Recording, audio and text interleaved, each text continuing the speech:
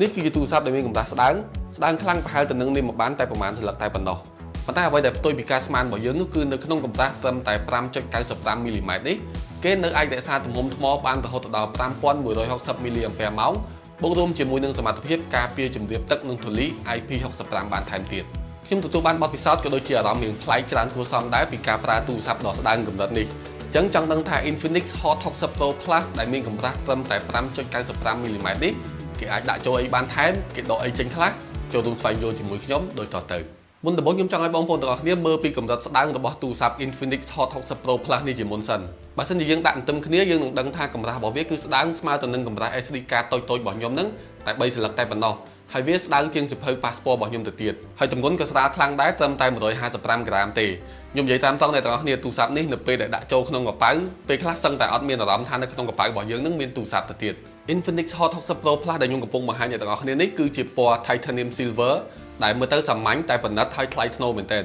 ប៉ុន្តែវាក៏មានជម្រើសពណ៌ឆាតជាច្រើនផ្សេងទៀតផងដែរដូចជាខ្ញុំបង្ហាញនៅលើអេក្រង់នឹងអញ្ចឹងមានទាំងពណ៌បែបផ្កាឈូកពណ៌រាងស្វាយពណ៌បៃតងពណ៌លឿងនិងពណ៌ខ្មៅចំពោះការយកឃើញរបស់ខ្ញុំសម្រាប់អ្នកដែលនិយមប្រើទូរស័ព្ទម្ដងពីរយកទូរស័ព្ទពីរតាមខ្លួនអីខ្ញុំគិតថាមានទូរស័ព្ទស្ដើងមួយគ្រឿងអញ្ចឹងគឺជាការល្អមែនទែនហើយយើងលេងពណ៌រាងឆើតតិចក៏បានដែរប៉ុន្តែអ្វីត្បិតថាទូរស័ព្ទនេះវាស្ដើងមែន Infinix Hot 60 Pro Plus នេះក៏នៅតែមានប្រព័ន្ធការពារជំរាបទឹកនិងធូលី IP65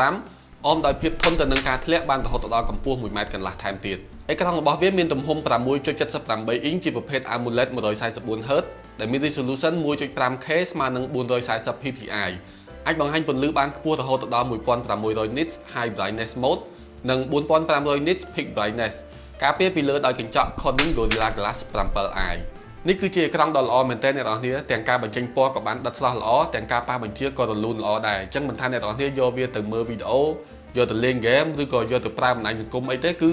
យើងទទួលបានបទពិសោធន៍ដ៏ល្អហើយត្រជាក់ភ្នែកមែនទែនហើយអេក្រង់មួយនេះបើទោះបីជាដៃយើងសើមក៏ដោយក៏យើងនៅតែអាចប៉ះបញ្ជាវាបានធម្មតាដែរចំណែក speaker យើងទទួលបាន stereo speaker sound by JBL ដែលមានកម្ពស់សំឡេងខ្ពស់ល្មមប៉ុន្តែវាធាក់បាសបានល្អគួរសមសម្រាប់ខ្ញុំវារៀងលើសពីការរំពឹងទុកដែរដោយសារតែខ្ញុំគិតថាទូរស័ព្ទស្ដើងអញ្ចឹង speaker វាប្រហែលជាខ្សោយឯងប៉ុន្តែវាអត់ដូចអីដែលខ្ញុំគិតទេ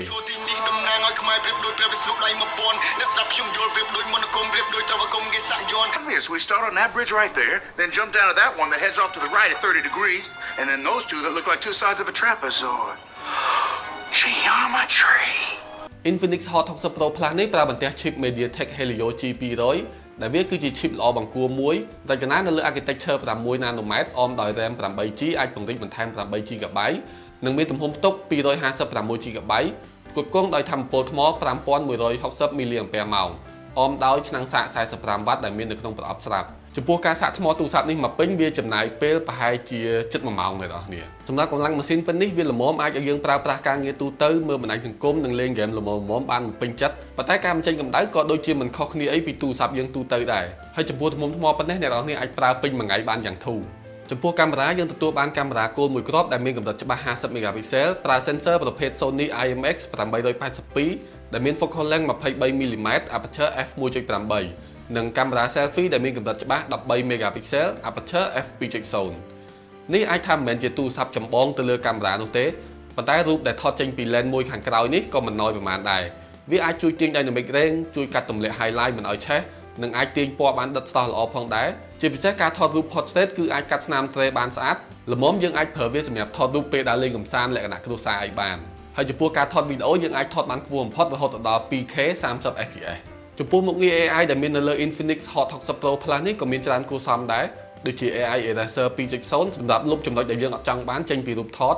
AI Image Extender សម្រាប់ពង្រីកប្លង់ដែលយើងបានថតក្រុមហ៊ុនក៏បានសន្យាថានឹងផ្ដល់ការគាំទ្រកំណែ update version Android រហូតដល់3ជំនាន់ពីលើការគាំទ្រផ្នែក software update ទូទៅរហូតដល់5ឆ្នាំផងដែរសម្រាប់ Infinix Hot 60 Pro Plus មួយនេះចំពោះតម្លៃរបស់ Infinix Hot 60 Pro Plus ដែលមានទំហំផ្ទុក 256GB ជាមួយនឹង RAM 8GB នេះគឺមានតម្លៃ$239ចឹងបងប្អូនចូលចិត្តចំណុចមួយណាជាងគេរបស់ Infinix Hot 60 Pro Plus នេះសូមចែករំលែកមតិរបស់បងប្អូននៅក្នុង comment ខាងក្រោមមកខ្ញុំបានដឹងផងហើយយើងនឹងជួបគ្នាវីដេអូក្រោយបាយបាយ